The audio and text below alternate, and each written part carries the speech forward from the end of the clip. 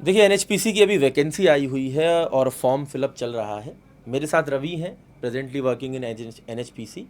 और मैं चाहता हूं कि रवि आपको थोड़ा सा गाइड करें कि कैसे आप एनएचपीसी के लिए प्रिपेयर कर सकते हो या आपकी क्या स्ट्रैटेजी हो सकती है।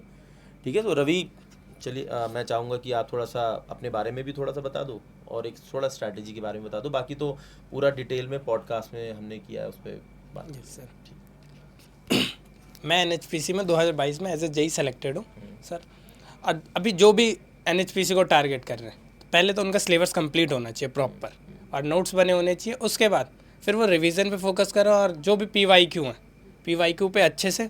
और उसके बाद टेस्ट बुक की टेस्ट सीरीज तो मस्ट है। उसके बिना तो सिलेक्शन मुझे लगता है थोड़ा इम्पॉसिबल ही है।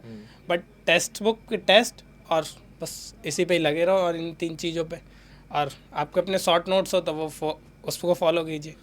जैसे मैंने एक कंसर्न अभी राइज भी, मतलब मेरे को लगता है कंसर्निंग है। बहुत सारे बच्चे ऐसे हैं जो सिर्फ पीवाईक्यू पर फोकस करते हैं या फिर कोई पीवाईक्यू बुक लेकर पढ़ रहे हैं कि ठीक है अभी मेरा सिलेबस नहीं भी हुआ, मैं सिर्फ पीवाईक्यू लगा लूँगा तो हो जाएगा। क्योंकि जनरली एक माइंडसेट रहा है, कहीं ना कहीं से ये जनरेट होता है कि सिर्फ जेई के पेपर में अगर मैं सिर्फ पीवाईक्यू करा लूँगा या फिर मैं वन लाइनर कोई एक शॉर्ट नोट्स पढ़ लूँगा तो मेरा हो जाएगा।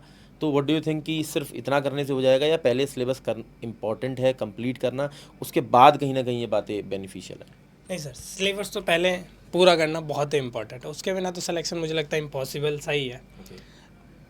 तो सर सिलेबस, फिर उसके बाद पीवाईक्यू और उसके मल्टीपल रिवीजन्स और टेस्ट सीरीज, इन 3 चीज़ों को फॉलो करना है और सिलेक्शन पक्का है।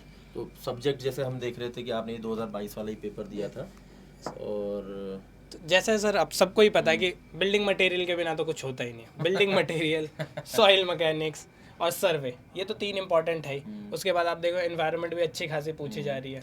और हमारा वाटर से रिलेटेड है तो इरिगेशन हाइड्रोलॉजी अच्छे नंबर की पूछी हुई है। इरिगेशन और हाइड्रोलॉजी। इरिगेशन और हाइड्रोलॉजी 18 और 3 21 और इधर 11 नंबर। हालांकि वेरिएशन ज़्यादा है दोनों शिफ्ट में, लेकिन देखा जाए तो किसी भी शिफ्ट में 20-21 नंबर की आ सकती है। बट हम जब जेई के एग्जाम में कोई भी छोड़ ही नहीं सकते, क्योंकि छोड़ नहीं सिलेक्शन सकते। तो वही 5-10 क्वेश्चन से ही छोड़ होता सकते हो तो सिर्फ एक ही सब्जेक्ट है, है। वो भी स्ट्रक्चर। स्ट्रक्चर। वो भी स्ट्रक्चर छोड़ सकते हो क्योंकि प्रोफाइलिंग नहीं है। मतलब जेई का प्रोफाइल जो है स्ट्रक्चर एनालिसिस नहीं है एक्चुअली में। ठीक है ना, वो सॉइल के साथ, पानी के साथ, मटेरियल के साथ ज़्यादा काम रहता है। कहीं ना कहीं एस्टिमेशन, एस्टिमेशन तो अच्छा है सर, जेई में तो एस्टिमेशन इसको तो ऐसे इसको तो छोड़ ही निकले। नहीं सकते हैं। तो यही सारे सब्जेक्ट्स हैं, अपने डिटेल में कवर करते हैं, है ना। यस सर, बिल्कुल। ठीक है, तो बहुत से ऐसे बच्चे हो सकते हैं जो एनएचपीसी के लिए प्रिपेयर कर रहे हैं। ठीक है, तो मेरी यही सजेशन है आपको, रवि की मदद से भी और अपने खुद की भी एक सजेशन है कि आप अपने सब्जेक्ट्स को कंप्लीट करिए और कहीं ना कहीं कोई दिक्कत आती है तो हमारे साथ शेयर कर सकते हो, आप कमेंट में बता सकते हो।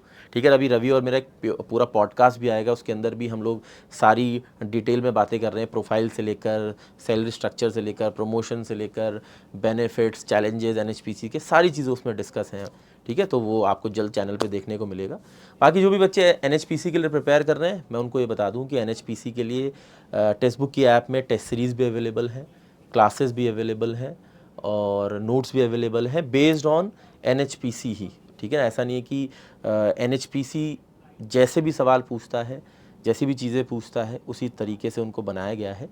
ठीक है, आप इनरोल करना चाहें तो इनरोल भी कर सकते हैं। मैं एक सिंपल एक स्टेप भी बता देता हूँ, इसी वीडियो के डिस्क्रिप्शन में आप जा सकते हो और यहाँ पे कहीं आपको एनएचपीसी का लिंक भी मिल जाएगा, ये रहा। ठीक है ना, तो ये एनएचपीसी है और इस पे लिंक पे क्लिक करेंगे तो आप डायरेक्टली इनरोल करके पढ़ सकते हो। इसी में सब कुछ होगा जो भी एनएचपीसी के लिए रिक्वायर्ड है। ठीक है, एंड क्लासेस हो गई चाहे सिविल की, general science, general knowledge, reasoning, सब कुछ इसी के अंदर है। टेस्ट सीरीज़ भी इसी में ही है। ठीक है ना, नोट्स भी इसी में ही है, तो सभी कुछ इसके अंदर है। And this is for 2299। ठीक है, इसको ट्राई करता हूँ मैं, थोड़ा सा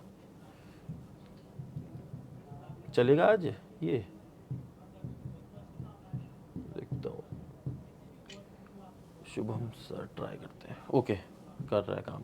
तो 2099, ठीक है, तो 2099 में आप इनरोल कर सकते हो और अपने लिए एनएचपीसी में जाने का रास्ता बना सकते हैं आप। ठीक है, कोई दिक्कत आती है you can comment and let me know. अच्छा हाँ रवि, ये आपके लिए, आप इतनी दूर से बच्चों के लिए यहाँ तक आए हैं, तो इसमें कुछ खास नहीं है ऐसा। इसमें एक डायरी है और एक पेन है और एक बैग है।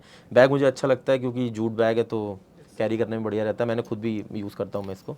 और डायरी पेन तो कहीं ना कहीं यूज़ हो ही जाएगा। चलिए ओके।